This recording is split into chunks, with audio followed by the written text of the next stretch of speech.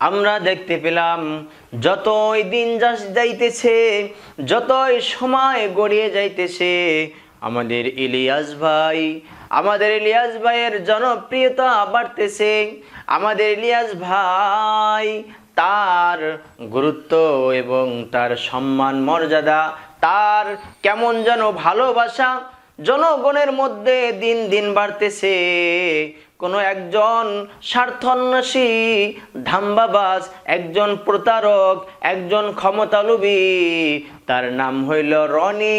তিনি ইলিয়াস ভাইয়ের মার সম্পর্কে বিভিন্ন কুরুচিপূর্ণ কথা বলতে চেয়েছে, তার মায়ের সম্পর্কে বিভিন্ন প্রকার তোহমাত তুলে ধরেছে। কিন্তু পরবর্তীতে কি দেখা গেল, ওই ইলিয়াস ভাই যেরকম ভালো, তার মাও ভালো। তার মার কোনো দোষ ত্রুটি তো বের করতে পারেই নাই, বরং ওই রনি সে এক সময় আওয়ামী লীগ করত। আওয়ামী লীগের ছত্রছায়ায় তার একাধিক বউ রয়েছে এবং সে অনেক অনৈতিক কার্যক্রমে লিপ্ত রয়েছে। তেনার বিরুদ্ধে অনেক, সেই রনি এক সময় আওয়ামী লীগ করতেন। আওয়ামী লীগের সময় সে বিভিন্ন প্রকার অপরাধের সাথে জড়িত ছিলেন এবং এখন আবার বিএনপির যখন মাথাচাড়া দিয়ে উঠল গণ উত্থানের পরে, সেই রনি আবার বিএনপির সাথে বিভিন্ন রকম কার্যকলাপ করতে লাগলো। এমনকি সে যখন যেইটা পায় স্বার্থান্বেষীর মতো, সে তখনই সেইটা করে। ইলিয়াস ভাইয়ের ভালো দেখে তার আর সহ্য হলো না। ইলিয়াস ভাইকে দমনের জন্য, থামানোর জন্য ইলিয়াস ভাইয়ের মার প্রতি সে একটি প্রকল্পিতভাবে মিথ্যা আরোপ করতে চেয়েছিল। কিন্তু না না না, ইলিয়াস ভাইয়ের মার প্রতি সে যাই বলেছে, মিথ্যা বলেছে। সে ইলিয়াস ভাইয়ের মা কোনো দোষীর সাথে যুক্ত নয়, বরং ওই রনি সে নিজেই দোষী বলে সাব্যস্ত হলো। মতো হয় একজন নেককার স্ত্রী, সে কোনোদিন চায় না তার স্বামীর ভাগ অন্য কাউকে দিতে। কিন্তু আমরা বর্তমানে কি দেখি, স্ত্রীদেরকে ঘরে রেখে মানুষ প্রক্রিয়ায় লিপ্ত হয়ে যায়, মানুষ অবৈধ সম্পর্ক করে। স্বামী বাহিরে, সেই স্বামীকে রেখে স্ত্রী অপর পুরুষদেরকে নিয়ে চলে যায়। আবার এরকম ভাবে অনেক পুরুষেরা রয়েছে, নিজের স্ত্রীকে রেখে সে অপর মহিলাকে নিয়ে ঘুরতে চলে যায়।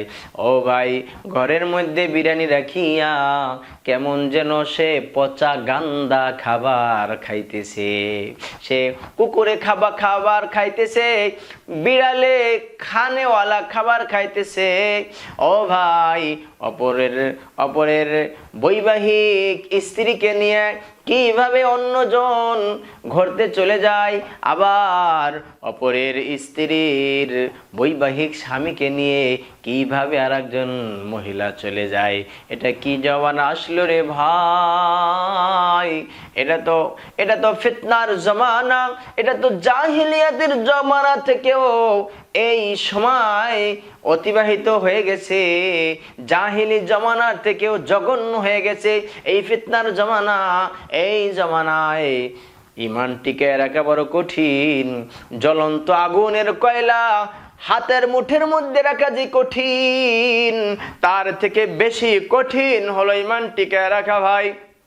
এই জন্য আল্লাহ পাক রব্বুল আলামিন যেই পুরুষকে যেই স্ত্রী দিয়েছে আল্লাহ লিখা, ওই স্ত্রীকে নিয়ে সন্তুষ্ট থাকা, ওই স্ত্রীর উপর সন্তুষ্ট থেকে আল্লাহর হুকুম মেনে রাসূলের তরিকায় যদি চলে আমরা মৃত্যুবরণ করতে পারি, কাল কিয়ামতের ময়দানে, কাল হাসরের ময়দানে, পরকালে আল্লাহ পাক রব্বুল আলামিন আপনাকে আমাকে এরকম হুর গিলমান দান করবে, যা চোখ কোনোদিন দেখে নাই, কান কোনোদিন শোনে নাই, অন্তর কোনোদিন পরিকল্পনাও করে নাই।